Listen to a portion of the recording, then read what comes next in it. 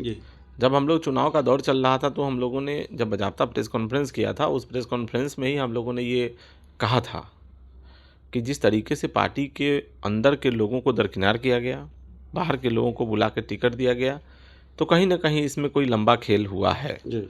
अब खेल तो अंदर खाने हो रही थी, चीज़ें बहुत स्पष्ट दिख भी रहा था। कहा जी। कि राजेश वर्मा 16 लाख का रिटर्न भरता है, तो जो व्यक्ति 16 लाख का रिटर्न भरता है सालाना, वो व्यक्ति 6 करोड़ रुपया कहाँ से दिया?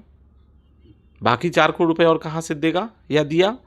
तो ये बहुत गंभीर आरोप है। अब देखिए, दिनचर्या का विषय था, ये पिछले 3 वर्षों में लगातार संघर्ष का विषय रहा है। कोई एक इकट्ठे कहीं किसी ने मांगा नहीं, लेकिन पार्टी को खड़ा करने में, चलने में, संगठन के कार्यों में कई तरह के खर्चे उसमें शामिल होते हैं। और उसमें कोई सिर्फ मेरा नहीं, हमारे जैसे सैकड़ों लोग थे। हम सिर्फ अपनी बात नहीं करेंगे, हमारे जैसे सैकड़ों लोग थे, जिसमें 20-22 लोग हम लोगों ने लोकसभा चुनाव में पार्टी छोड़ा, अभी भी शेष वहाँ रह गए हैं। उन लोगों का भी इसमें खर्चा है। हम लोगों को तो उनको भी देख के दर्द होता है कि जो लोग अभी बचे हैं उनका क्या होगा। देखिए, जेडीयू के विधायक हैं डॉक्टर संजीव, और डॉक्टर संजीव का आरोप, गंभीर आरोप, चिराग पासवान की पार्टी के सांसद राजेश वर्मा पर, खगड़िया से सांसद हैं राजेश वर्मा, उन पर आरोप कि वो न जाने सांसद बन गया है तो अपने आप को तोरमखां समझता है। 10 करोड़ में टिकट खरीदा, हम ही को आकर बताया कि भाई 10 करोड़ में टिकट खरीदे हैं, हमने उसकी मदद की। और कमीशन खोरी का आरोप कि जो काम 4 लाख में होता है उसको 10 लाख में करा रहे हैं सांसद राजेश वर्मा। और डॉक्टर संजीव ने न जाने क्या क्या कहा है। एनडीए के विधायक, एनडीए के सांसद के बारे में इस तरह की भाषा का इस्तेमाल कर रहे हैं। हमारे साथ अजय कुशवाहा हैं। चिराग पासवान की पार्टी लोक जनशक्ति पार्टी रामविलास में महत्वपूर्ण भूमिका अदा करते रहे। चिराग पासवान की पार्टी चिराग पासवान के संघर्ष के दिनों के साथी रहे। जब चिराग पासवान सड़क पर आ गए, पार्टी टूट गई और सांसद भी नहीं बचा, और चिराग पासवान सड़क पर संघर्ष कर रहे थे तो अजय कुशवाहा, रेणु कुशवाहा, इंजीनियर रविंद्र सिंह और तमाम लोग चिराग पासवान के साथ मजबूती से खड़े थे और तमाम दुश्वारियों को सह रहे थे उस संघर्ष में। लेकिन अजय कुशवाहा ने चर्चित हुए, चर्चा में आए 2024 के लोकसभा चुनाव के दौरान, जब इनको किनारे लगा दिया गया। टिकट के दावेदार थे और इन्होंने भी गंभीर आरोप लगाए। पार्टी के कई और नेताओं ने आरोप लगाए जिन्होंने बाद में पार्टी छोड़ी। अब डॉक्टर संजीव के आरोपों पर बात करेंगे, उनके दावों पर बात करेंगे। कुशवाहा साहब, डॉक्टर संजीव जेडीयू के विधायक हैं। अब आरजेडी का बयान होता तो बात अलग होती, भाई विपक्ष का बयान है, लेकिन ये तो सत्ताधारी पार्टी के विधायक हैं और वो एनडीए के ही सांसद पर कह रहे हैं, लोजपा रामविलास के सांसद के बारे में कह रहे हैं 10 करोड़ में टिकट खरीदा। उसने ही आकर बताया, सांसद राजेश वर्मा ने ही आकर बताया। आप लोगों ने भी इसी तरह के आरोप लगाए थे। देखिए, हम लोगों ने जो आरोप लगाए थे वो प्रामाणिकता के आधार पर, प्रमाण के तौर पर ये बातें अब सामने आ रही हैं। जी। जब हम लोग चुनाव का दौर चल रहा था तो हम लोगों ने जब बाज़ाब्ता प्रेस कॉन्फ्रेंस किया था, उस प्रेस कॉन्फ्रेंस में ही हम लोगों ने ये कहा था कि जिस तरीके से पार्टी के अंदर के लोगों को दरकिनार किया गया, बाहर के लोगों को बुला के टिकट दिया गया, तो कहीं ना कहीं इसमें कोई लंबा खेल हुआ है। जी। अब खेल तो अंदर खाने हो रही थी, चीज़ें बहुत स्पष्ट दिख भी रहा था। और हम लोगों ने जब ये आरोप लगाया, उसके बाद चुनाव हो गया। और जो वर्तमान स्थिति आपने जो कहा कि जिस तरीके से संजीव जी ने आरोप लगाए हैं, तो संजीव जी ने आरोप नहीं लगाए हैं, वो प्रमाण के तौर पर संजीव जी ने ये कहा है कि 10-20 लोगों के सामने राजेश वर्मा हमारे घर पर आया और राजेश वर्मा ने कहा कि भैया 6 करोड़ रुपया हमने दे दिया है, 4 करोड़ रुपए जो और देना शेष रह गया है वो पैसे का हम इंतजाम कर रहे हैं और हम लगे हैं कि वो सब चीज़ करके हम फिर आगे बढ़ें। तो ये चीज़ें स्पष्ट है और हम तो आप, ये बहुत गंभीर आरोप है और आरोप अब प्रमाण के तौर पर जब सामने आ गया है तो आपके चैनल के माध्यम से हम मांग करेंगे देश के प्रधानमंत्री जी से कि उनको इस पर स्वयं हस्तक्षेप करना चाहिए और इसकी जांच कराई जानी चाहिए कि ये पैसे के लेन देन में कौन लोग शामिल हैं, किन लोगों ने पैसा लिया, ये पैसा आया कहाँ से। और सबसे बड़ी बात है, हम एक चीज़ और देख रहे थे, संजीव जी ने कहा कि राजेश वर्मा 16 लाख का रिटर्न भरता है, तो जो व्यक्ति 16 लाख का रिटर्न भरता है सालाना, वो व्यक्ति 6 करोड़ रुपया कहाँ से दिया, बाकी 4 करोड़ रुपये और कहाँ से देगा या दिया। तो ये बहुत गंभीर आरोप है। ये सरकार के अंग हैं। जनता दल यूनाइटेड के नेतृत्व में बिहार की सरकार चल रही है, भारतीय जनता पार्टी उसका सहयोगी है। तो ये चीज़ें स्पष्ट होनी चाहिए। ये बहुत बड़ा आरोप है। बिहार की जनता ये जानना चाहेगी कि इस तरीके का काला चिट्ठा, काला लेन देन करने वाले कौन लोग हैं। नहीं, सवाल यह भी है कि आप लोग भी टिकट के दावेदार थे, आप लोगों से भी पैसा मांगा गया? देखिए, चीज़ें इस तरीके से खुल के सामने नहीं आई।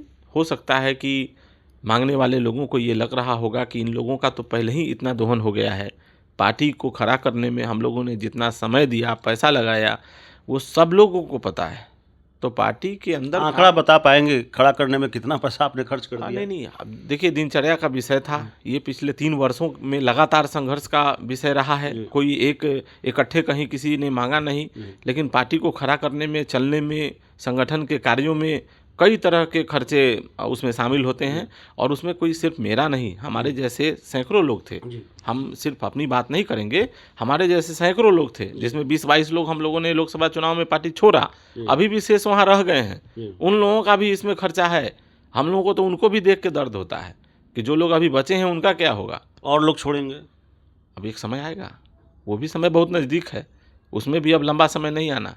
6 महीने का गेम है। 6 महीने में बिहार में विधानसभा का चुनाव होना है। आप देखिएगा, विधानसभा चुनाव आते आते वैसे जितने भी साथी वहाँ बचे हैं, जिन लोगों ने अपना खून पसीना लगाया हुआ है, उन सबको भी निराशा हाथ लगेगी।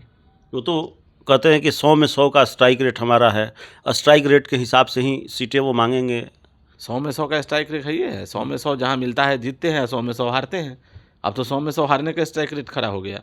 जिस 100 में 100 की बात करते थे, वो तो ये भी अभी हमने देखा एक इंटरव्यू में कि कह रहे थे कि लोजपा के टिकट का मतलब है जीत की गारंटी। तो कहाँ गया दिल्ली में जीत की गारंटी? साहब, भारतीय जनता पार्टी के साथ गठबंधन नहीं हो, अगर दम है तो अकेले चुनाव लड़ के देख लीजिए। अकेले लड़ा था तारापुर को, लड़े थे। हाँ, लड़े थे, वही कह रहे हैं, लड़े थे। हम लोग भी अकेले चुनाव लड़े थे। 2020 के असेंबली का चुनाव हम लोग भी पार्टी का लड़े थे, वो भी एक दौर था।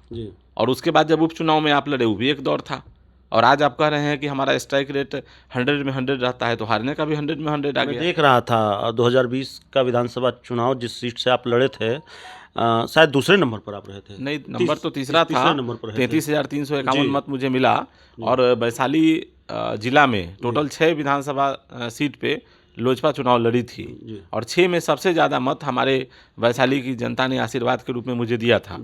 और मुझे फ़ख्र है, मैं आपको ये बता दूं कि इसके पहले जब भी लोक जनशक्ति पार्टी वैशाली का असेंबली का चुनाव लड़ी है, 5,000 से 11,000 के बीच में उनको मत आता रहा है। दर्शकों को ये जानने में बहुत दिलचस्पी है कि नीतीश कुमार और चिराग पासवान की दोस्ती कितने दिनों तक चल पाएगी।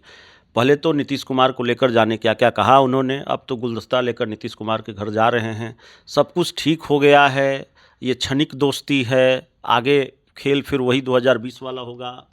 देखिए, अभी तो उनका अपना काम निकल गया है। 2024 का लोकसभा चुनाव वो जीत गए हैं, भारत सरकार में मंत्री हैं। भारतीय जनता पार्टी तय करेगी, उसके हिसाब से चिराग जी एक्ट करेंगे, जो मुझे लगता है। अब आगे क्या होगा, राजनीति संभावनाओं का खेल है। मिनटों में चीज़ें बदल जाती हैं, फिर बन जाती हैं। लेकिन भारतीय जनता पार्टी का जो निर्णय होगा, उस निर्णय के साथ चिराग जी होंगे, ऐसा मुझे लगता है। चिराग मॉडल का खतरा है नीतीश कुमार पर फिर? कहाँ, कौन सा मॉडल? किस मॉडल की हम लोग अब चर्चा करें? चिराग बीजेपी के बीच मैच फिक्सिंग 2020 की तरह, और फिर नीतीश कुमार बीजेपी के साथ उनका गठबंधन है। बीजेपी के लाइन पे चिराग जी चलेंगे, ऐसा मुझे लगता है। नीतीश कुमार जी का जो लाइन होगा, उस लाइन से हमारा कोई उससे ये नहीं है। चिराग जी बीजेपी के लाइन से चलेंगे। खेल के संकेत तो चिराग पासवान और उनकी पार्टी ने भी दिए हैं। चिराग पासवान से भी जब पूछा गया कि क्या नीतीश कुमार ही 2025 के बाद मुख्यमंत्री होंगे, तो उन्होंने कहा कि एनडीए में सीट बंटवारे में कोई दिक्कत नहीं आएगी, नीतीश कुमार के नेतृत्व में चुनाव लड़ेंगे, मुख्यमंत्री नीतीश कुमार ही होंगे। इस सवाल को वो गोल कर गए, इस सवाल से उन्होंने करनी काट ली। और चिराग पासवान की पार्टी के राष्ट्रीय प्रवक्ता हैं अरविंद वाजपेयी, उनसे जब यही सवाल पूछा गया तो उन्होंने कहा जिसके पास नंबर होगा वही मुख्यमंत्री होगा, और विधायक दल की बैठक में मुख्यमंत्री तय होगा। देखिए, ये चीज़ें जिनको जैसे बोलना है बोले, लेकिन हमें जो लगता है भारतीय जनता पार्टी इस चीज़ को क्लियर कर चुकी है। इस पूरे अलायंस के स्टीयरिंग पे भारतीय जनता पार्टी बैठी है और भारतीय जनता पार्टी इस चीज़ को क्लियर करके रखी है कि जनता यूनाइटेड नीतीश कुमार जी के नेतृत्व में हम बिहार में चुनाव लड़ेंगे। तो ये चीज़ें लोग तोड़ ममोड़ के पेश कर रहे हैं, अपने अपने तरीके से अपनी बात रख रहे हैं, लेकिन मुझे लगता है कि इसमें बहुत परेशानी उन लोगों को नहीं है। लेकिन बहरहाल चिराग पासवान जी का अपना काम निकल गया है। जी चिराग पासवान जी 2024 का चुनाव जीत चुके हैं और भारत सरकार में मंत्री हैं, आप समझिए। जी उनको बहुत इन सब चीज़ों का कोई फर्क पड़ने वाला नहीं है। जी। जो भी संघर्ष के साथी है वो समझें, जी उनका अपना क्या होगा उसके बारे में वो लोग अपनी अपनी चिंता करें। चिराग जी का फिलहाल काम निकल गया है। काम निकल गया। आखिरी सवाल है।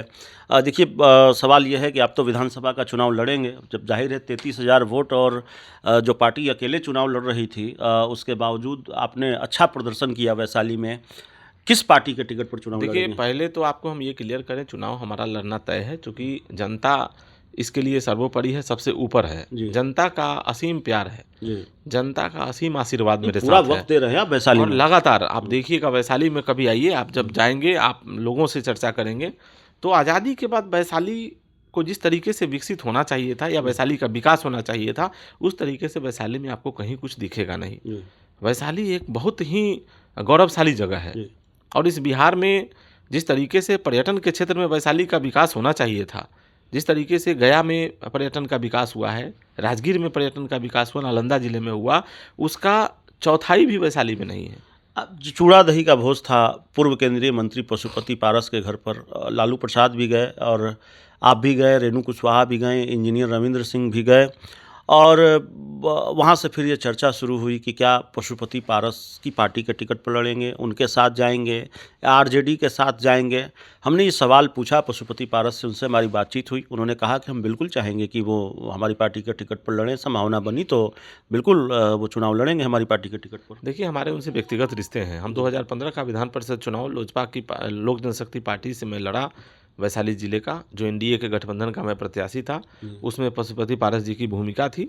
तब से हमारे उनसे रिश्ते रहे हैं। बीच के दिनों में जब पार्टी स्प्लिट करी तो चिराग पासवान जी के साथ हम लोग वो लिए थे, लेकिन बाद के दिनों में जब फिर से हमने पार्टी छोड़ दिया तो पारस जी से ऐसे मेरे व्यक्तिगत रिश्ते रहे और उनके व्यक्तिगत आग्रह और अनुरोध के आधार पर हम लोग उनके घर पे गए थे। और व्यक्तिगत रिश्ते जो होते हैं वो रिश्ते कहीं पार्टी और संगठन इन सब चीज़ों से अलग होते हैं। तो हमारे व्यक्तिगत उनसे रिश्ते हैं, उस रिश्ते के आधार पर हम उनके यहाँ गए थे। तो संभावना नहीं है कि आप उस पार्टी के टिकट पर चुनाव? अब जैसा कि मैंने आपको कहा कि थोड़ा सा वक्त लगेगा, 2-3 महीने के अंदर ये सारी चीज़ें क्लियर हो जाएंगी। अभी हमारा ये स्पष्ट नहीं है कि मैं किस पार्टी से वहाँ, लेकिन ये स्पष्ट है कि चुनाव लड़ना तय है। चलिए, तो वैशाली से चुनाव लड़ेंगे, ये स्पष्ट है। इस पूरी रिपोर्ट में इतना ही। बहुत बहुत धन्यवाद।